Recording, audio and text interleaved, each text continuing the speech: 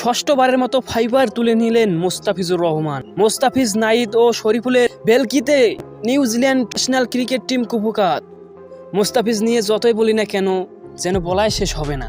তিনি যেন চাপের মুহূর্তে বাংলাদেশের সবচেয়ে বড় ভরসা।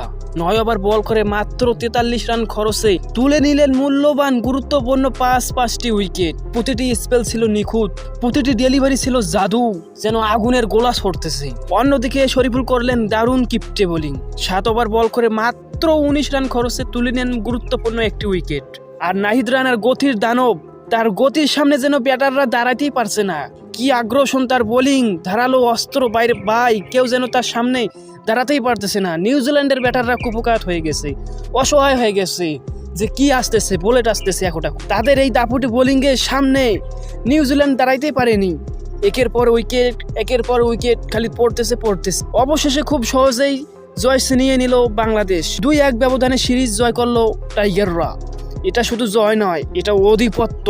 এটা প্রমাণ করলো যে বাংলাদেশের পেস বোলিং আক্রমণ এখন বিশ্বমানের। মোস্তাফিজ আবার দেখালেন কেন তাকে বলা হয় দ্য ফিজ, বাংলাদেশের গর্ব, বাংলাদেশের ম্যাচ উইনার। দারুণ ওয়াটার ম্যাচ, দারুণ ভাই, পুরাই আগুন, পুরাই মাখমে লাল হয়ে গেছে। অসাধারণ একটা ম্যাচ দেখলাম।